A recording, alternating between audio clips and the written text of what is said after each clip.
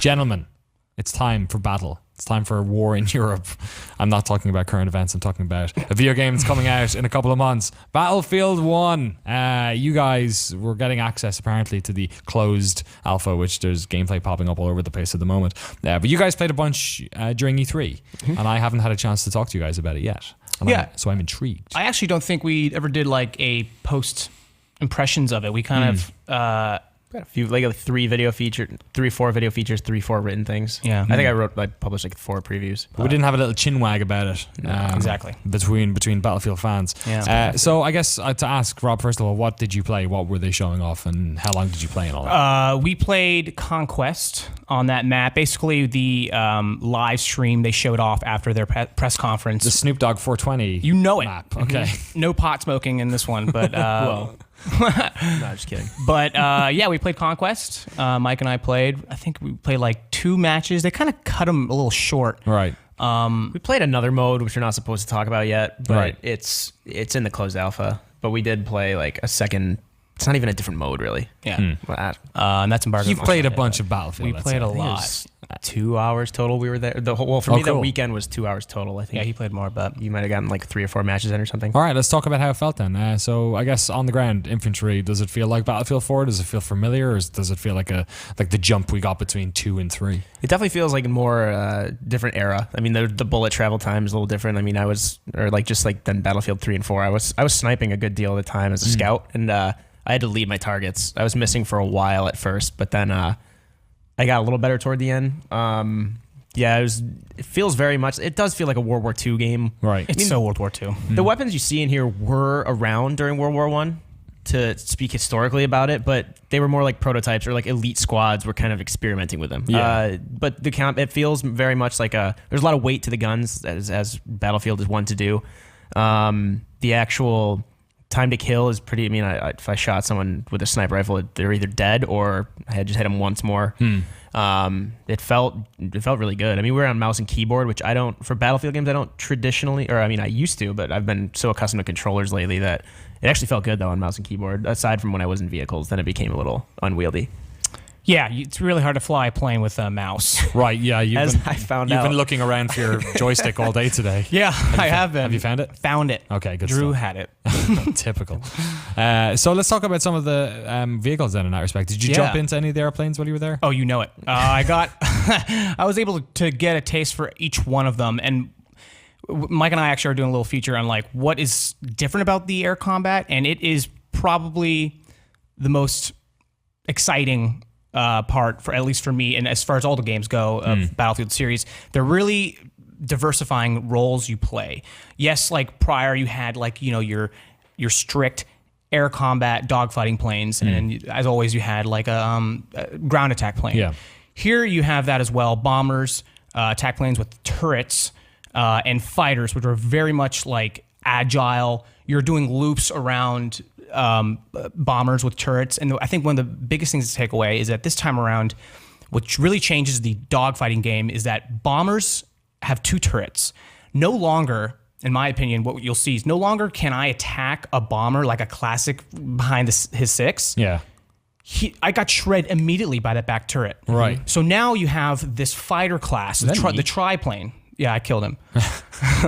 You have the triplane, which is so agile, and it almost is tasked. It's like a sniper plane, but it's so agile. It's meant to basically, I think, do loops and get underneath these bombers. Right. You cannot attack bombers now right from behind. Yeah, them. from behind. Yeah. And So you're coming that's- from underneath them, from the side, sides, presumably above. Exactly. Get unpredictable for these turrets, because these turrets can rip these planes apart. And So how many people are in some of these planes then?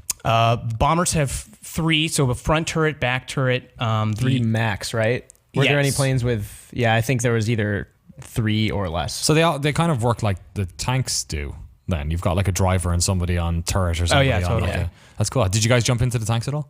I did. I did like an armored car, so it was like a car with like a few side turrets, but like the main turret on top, and just hose people, because like again the dynamic weather sets in. Right. You can't see anything. It's so foggy. So people are just like making a blind corner, and I'm just at a checkpoint, just hosing down guys, that was a really fun aspect of it. That's where the destruction also comes into play. The footage playing right now is I crawled into this attic of a farmhouse trying to look for a good vantage point, and I had this tiny window, but all of a sudden a tank just hit the place and tore off the wall. It's like, oh, there we go.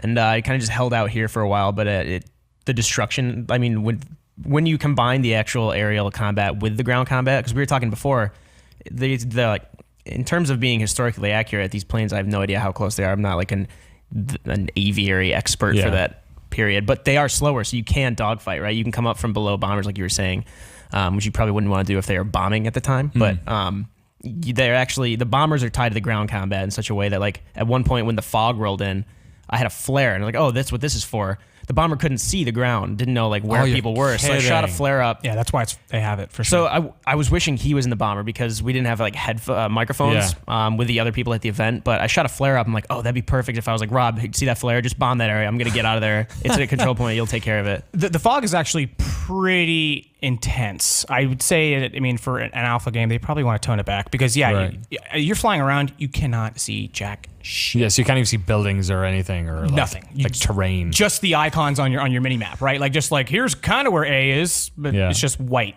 If you're on the ground too, the fog just makes the entire battle close quarters. But I also used it for an opportunity to charge across this open field that we couldn't cross before because there's like 3 scouts covering it. Can you take out the planes then from the ground? Yeah, you can. Rob knows you can because I did it to him. We both had back and forth moments. Yeah, With what? They showed it just earlier, actually. I killed him, he killed me. And so I took him down. I was a fighter. I took him down, and he was in a bomber. And then I was flying a bomber, and he... So this is really great. So this is, again, like what makes this game so awesome is that vehicle, especially in air, you take personal damage as well as vehicle damage. So he straight up, I would like review the footage, he straight up with a machine gun shot me out as a pilot in the head. I died immediately. That's amazing. The vehicle took like 3% damage. The way it was shot was perfect. It was crazy. I was shooting at the plane, like leading it so nicely. And then I was like behind a building, and then I was like, okay, I think it said I got a kill. So I went to the other side to look, and then on the other side, the plane was like plummeting to the ground. And then I got the gunner kill, right? And then he gets the gunner kill because I had a front gunner who was probably like, hey, what's going on back there? So he blows kind of a steep dive we're in. Yeah. So he gets that kill. I want to touch on also is like another new aspect of these vehicles is this is incredible to me is that for the first time, depending on where I take down a bomber, say I shoot up his right wing, his right engine, that affects the controls. Oh, really? Oh, yeah. So my right aileron goes out. I'm now constantly battling the dip of that. Oh, wow. Just as a tank, you can take out the left like treads of a tank. Now it can't turn as in circles. Yeah, exactly. Can you like compensate? Make a like? Because I know you can sort of mess with the terrain as well. Is there any way of like creating like an improvised like trench that the tank would fall into or something? Yeah. So one thing that he had noticed, well, to get into the airship later, the behemoths, but this is sort of along those lines. I was telling him, I might have talked about this already, maybe not in the lobby yet, but artillery came in. There's like it's 64 player battles, so there's like 5 other guys with me defending this outpost. All of a sudden we hear like whistling. We're like, oh my god. Artillery just pounds us. I'm the only one of the 6 alive. I'm like half dead. But the artillery created craters. So I crawled into one. I didn't fire a shot for like 45 seconds, but I held out inside the zone for long enough for my team to get back with armored trucks and just come out like... God. I didn't have a medic nearby either, but in terms of creating cover, I guess like the Behemoth is a good example. Like what you showed me earlier, which I didn't even know was possible with the choke point. I really went into the Reddits and like found out all these things. So there are the undercarriages of the Behemoth. Like people were kind of... What's the Behemoth for people? I'm sorry, the big giant Zeppelin that blows up in the end. You can take out the... they're calling them the gondolas, which is where the pilots and the gunners reside. Right. People were originally shooting like the actual blimp itself, which is fine, you're doing damage, but your actual role is to take out these gondolas. So for instance, the front gondola is where the pilot who drops bombs and has 2 side gunners, you're taking out that guy because what it does is now for the respawn length of the gondola coming back, it's the blimp is now inoperable as far as pilot and can't drop bombs. Right. Or those 2 gunners now aren't You're not there. like knocking the gondola off. You're if you you're destroy knocking it. it off. So I saw Really? dude, it falls down and then creates a secondary explosion on the ground. And Destroys buildings, craters. Can decimate whoever is below it. So with the pilot, I wonder what it looks like from their perspective. Are they just like in control of the thing and then it just falls? I would imagine he dies immediately. Actually, I think he does. That would be great. But I mean, geez, you God. could probably still spawn in it, and maybe you're spawning as it's falling. Who knows? That's nuts. Yeah, and that like even touches on. I was playing Battlefield 4 last night. Like, yes, there's some destructible environment, like just the side walls of buildings, and I think some buildings go down. But like a tank was shooting me, and like I was still able to like hide in a building, Right. and take cover.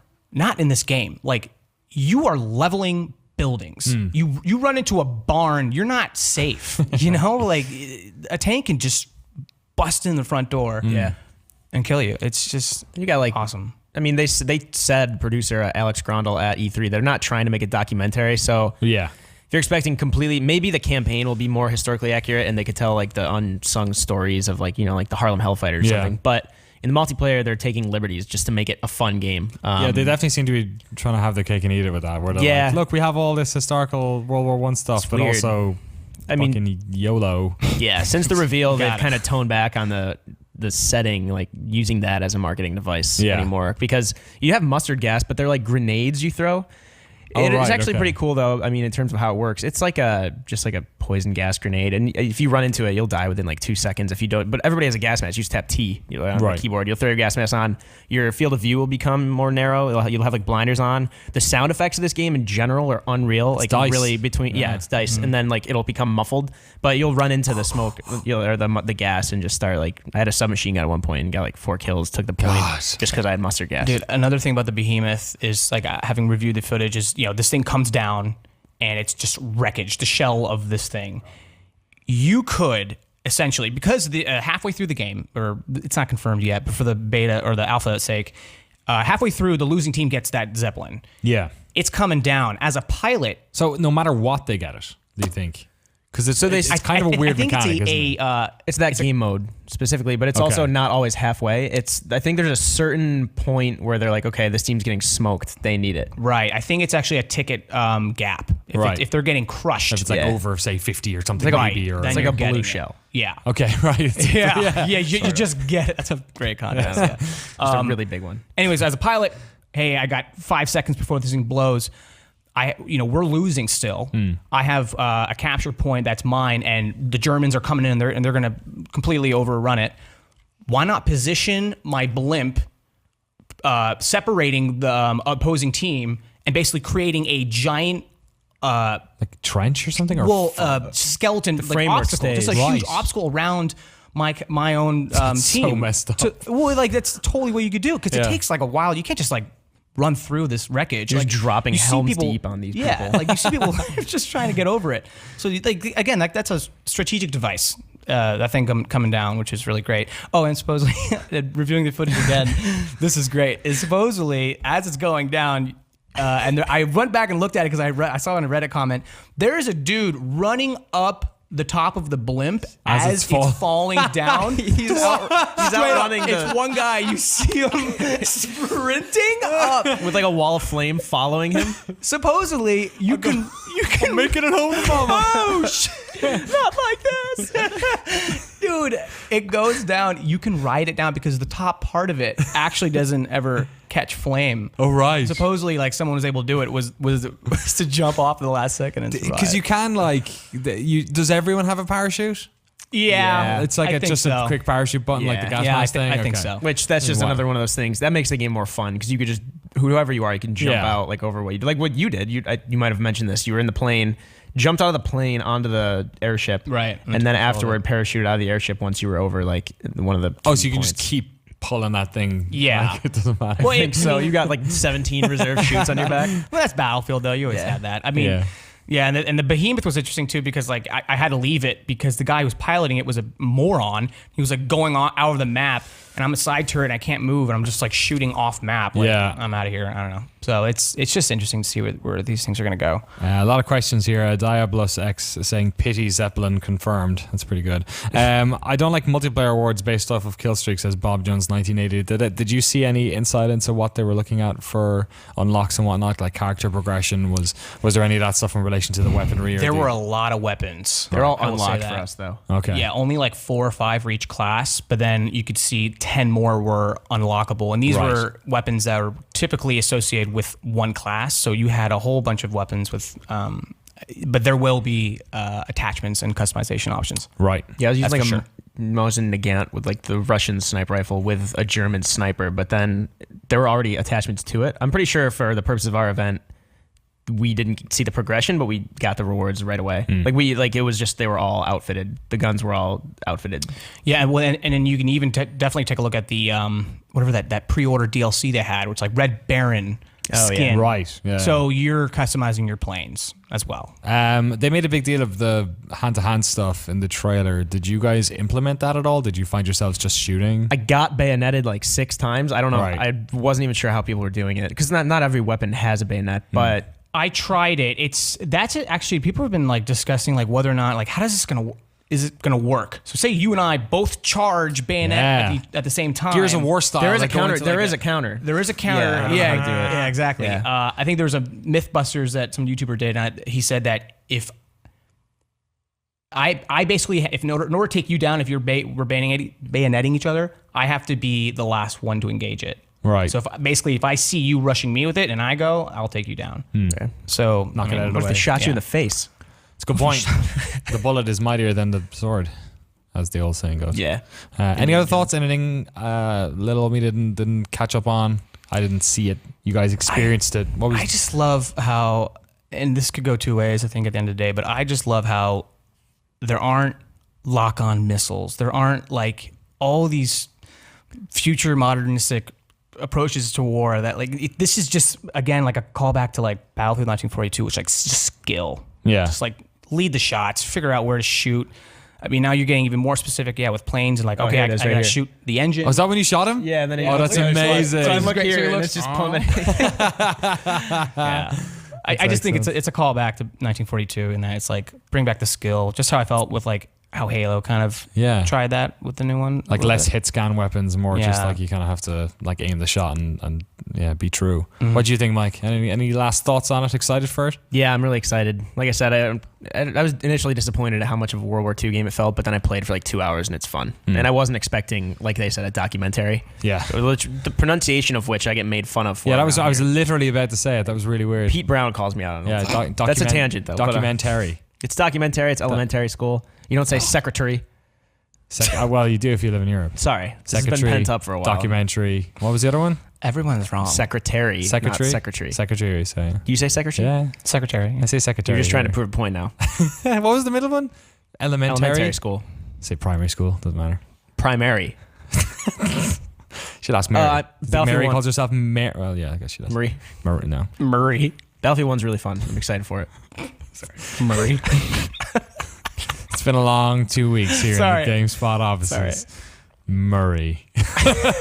Our very own Murray is coming over the voice of God saying to wrap it up. Thank you both. Hassan had the same thing as me. Documentary. It's like a guy called Terry who makes Sorry, Mary. Okay, let's wrap it up. That's Battlefield 1. I will be putting up a bunch of Battlefield 1 stuff, I'm guessing, over the next couple of days. Yeah, a lot. Embargo's over soon, so expect some Battlefield 1 stuff early next week or July maybe this 5th. weekend. We Okay. can start putting up stuff Right. from the alpha. God. Okay. Tuesday Real next week, I believe. hungover video features hitting GameSpot It's on gonna be a July long 5th. weekend. Yeah. So check out GameSpot.com and YouTube.com/GameSpot. Some of that hot stuff.